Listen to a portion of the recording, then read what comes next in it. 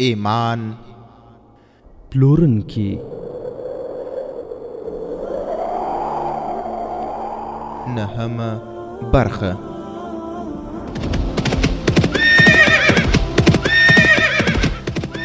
د سلطان صلاح الدین ایوبی رحمه الله د دوران رښتینی کیسې.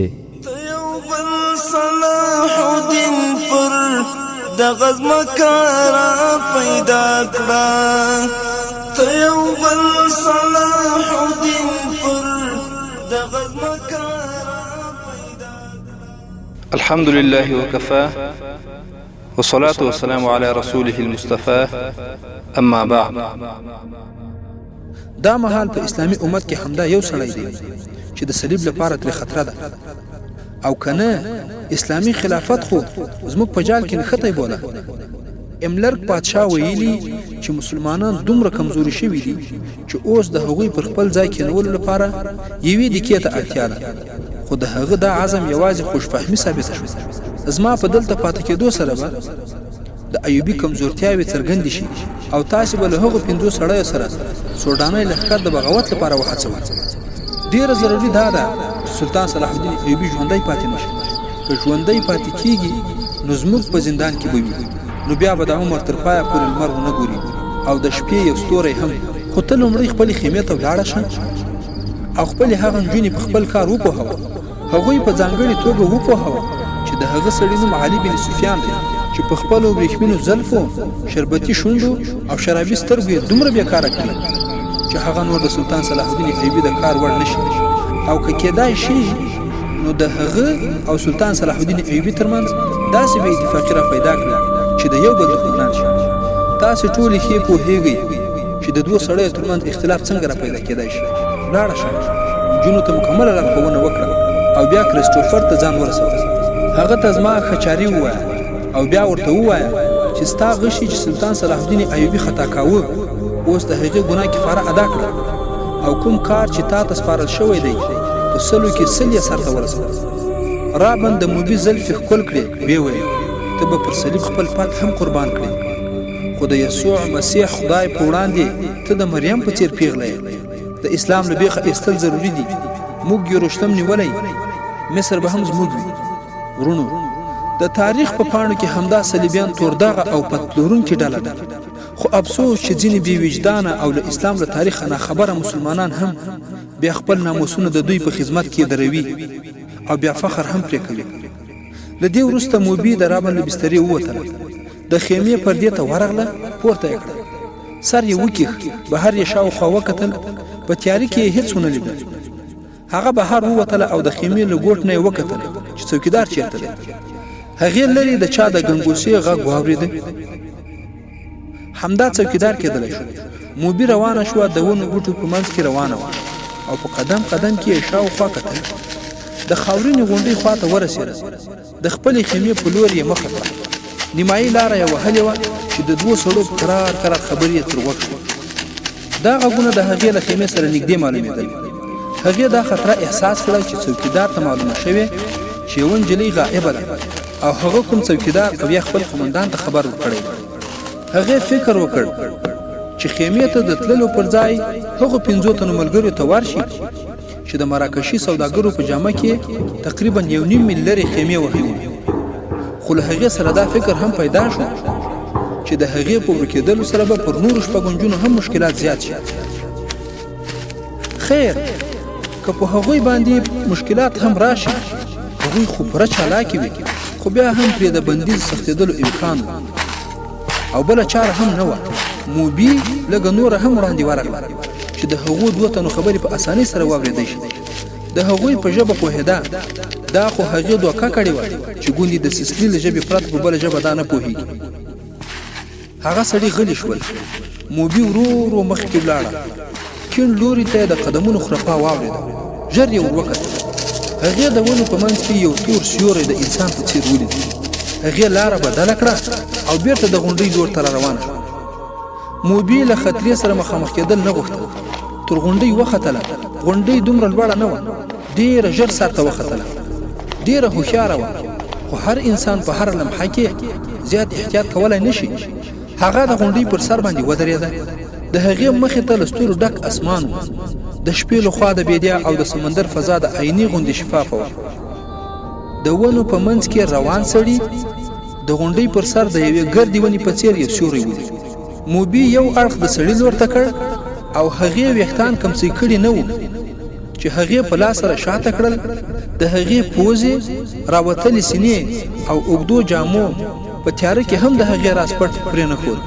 دا سړی د شپې د څوکیدارانو قومندان و چې د شپې د څوکیدارانو په ګزمه راوتلی و او د څوکیدارانو په لیدو پسې ګرځېده. د پیردارانو بدلیدو وخت و. قومندان له دې امله هم ډېر محتاط و چې صلاح الدین ایوبي له 3 تنو قومندانانو سره په محاذ کې موجود و. د سلطان صلاح الدین ایوبي نظم ډېر سخت و. هر چا هره شیبه د دې خطرې احساس کاوه چې کېدای شي چې سلطان صلاح الدین ایوبي په ګزمه راووځي. قومندان پوه شو چې د غونډۍ په سر کومه نجلۍ ولاړه ده. په همدې شپه قومندانانو ته خبر ورکول شوی و چې صلیبیانو د جاسوسۍ او تخریبکارۍ لپاره د نجونو کارول پیل کړي دي. دغه نجونې د بېدیانیو کوچیانو په لباس کې هم کېدای شي او په داسې جامو کې هم چې د پوځیانو مرکزونو ته د خیرمارو په شکل هم ورځي. دغه نجونې ځانونه تښتول شوي او مظلومانې ښیي او د پناه غوښتنې کوي. قومندانانو ته ویل شوي و چې نن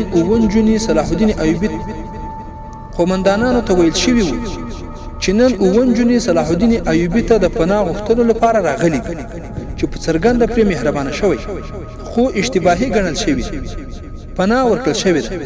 دغه قومندان چې دا احکام واورېدل خپل یو تن ملګري ته یې وویل الله جل جلاله دې وکړي چې دغسې یوه نجلۍ له مانه پناه وغواړي او بیا دواړه وخندل.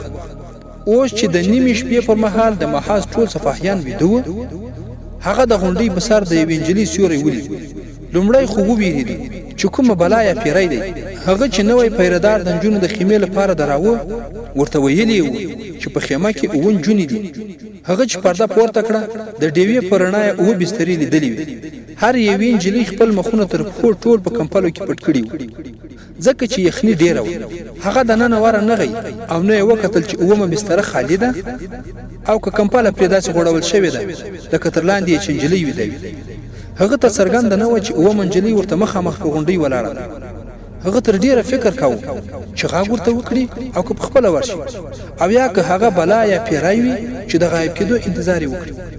تر لږ شان انتظار وروسته نجلۍ هم غایبه نه شوه لا چې 2-3 ګامه نوره هم مخکې ولاړه او بیا شاته روانه شوه. بیا ودرېده. قومندان چې نوم یې فخر المصري و تر غونډۍ ورغی ویې ویل څوک یې لاندې راشه. نجلۍ د هوسۍ غوندې بوڅه شوه او د غونډۍ بل لوري ته کوزه شوه. فخر باوري شو چې انسان دی بلا یا پیری نه دی. هغه قوي سړی غونډۍ ډیره لوړه نه وه. هغه اوږده ګامونه واخیستل پر غونډۍ وخوت. هلته هم تیاره وه. د شپې په تیاره کې د نجلۍ د قدمونو خرپا واورېده. هغه د غونډۍ له سره په منډه کوز شو او د نجلۍ پسې ورغی. نجلۍ نوره هم چټکه منډه وکړه. فاصله ډیره وه خو فخر المصري سړی و د پړانګ په څېر منډه وهله. د غونډۍ شاته ځمکه لوړه ټیټه وه. وچې ونې بوټي پکې ولاړ وو. ډیره منډه یې ووهله. فخر المصري احساس کړه چې د هغه په مخ کې هیڅوک نه. هغه ودرېد. اخوا دې خوا یې وکتل. هغه خپلې شاته ډیر لرې کیڼ لوري ته د نجلۍ د ګامونو خرپ واورېد. هغه روزل شوې نجلۍ وه چیرې چې هغې ته د ښکلا او ځوانۍ د کارولو روزنه ورکړل شوې وه. همالته یې نظامي روزنه هم شوې وه. د خنجر وهلو چلونه هم ورښودل شوي وو. هغه د یوې ونې ډډې ته پټه شوه. فخر المصري چې مخکې ولاړ هغه بل لوري ته منډې کړه. دا تعقیب د پټپټانې په څېر و. فخر المصري یې ورخطا کړی و. د موبي قدمونه به چې غلي شول فخر به ودرېد چې د قدمونو غږ به یې واورېده بیا به یې منډه. فخر له غوسې نه لیونی و. هغه پوه شو چې دا کومه ځوانه نجلۍ ده. که دا د زیات عمر ښځه وای نو دومره تیزه او اوږده منډه یې وهلی نه شوه. په تعقیب کې فخر تقریبا 2 میله واټن وواهه. موبي له ځنګلي بوټو او د لوړو ټیټو ځمکو نه ښه ګټه واخیسته. د نجلۍ د نارینه ملګریو ډېره ځای رانږدې شوی و. هغه په منډه تر هغې ځایه ورسېده. هغې خپلو سړیو ته غږ کړ. هغوی په ویره راپورته شول او له خیمې نه بهر راووتل. یوه یې مشال ولګاوه. دا د یو کوتک په سر پورې تړلې ټوټه وه. د هغې د اور رڼا ډېره زیاته وه. فخر توره راویستله په داسې حال کې چې سایه په چټکۍ سره ایستله د هغوی مخې ته ودرېده. هغه ولیدل چې دا 5 سړي له جامو نه سوداګر او مسلمانان ښکاري. نجلۍ له هغوی نه د یوه پښې کلکې په دواړو لاسو نیولې وې او ناسته. د مشال په نڅاګرو شغلو کې د هغې په مخ کې ویره طرحه له ورایه ښکارېده. د هغې سینه له ویرې ښکته پورته کېده او سایه ډېره بنده کېدله. فخر المصري د امر په توګه وویل دا نجلۍ ما ته راوسپارئ. یوه سړي په زارۍ سره وویل دا یوه نه، موږ 7 نجونې ستاسې صلاح الدین ایوبي ته سپارلې دي، تاسې یې له ځان سره بوتللی شئ.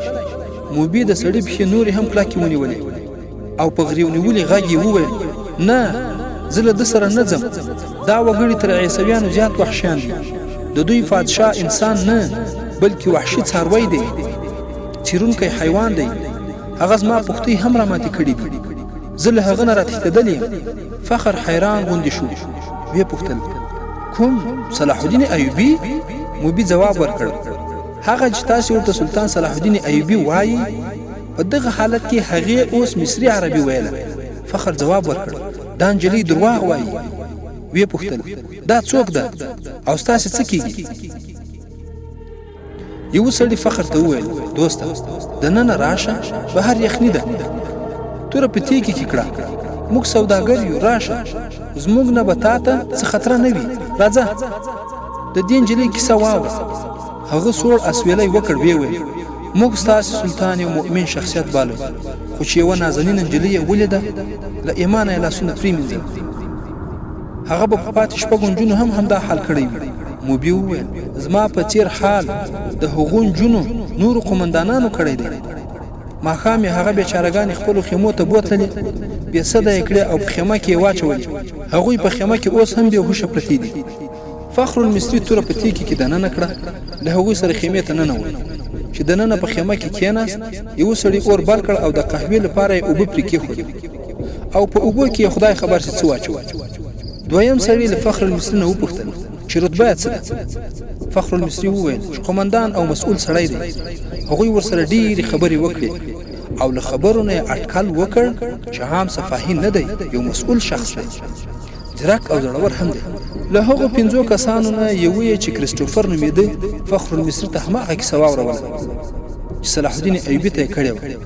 هغوی فخر ته دا هم وویل چې صلاح الدین ایوبي د دوی په باب څه ویلي وي. دغو نجونو خو سلطان صلاح الدین ایوبي ته دا وړاندیز هم کړی و چې دوی خو بیرته خپلو کورونو ته ستنېدلی نه شي او عیسویانو ته هم ورتل نه غواړي.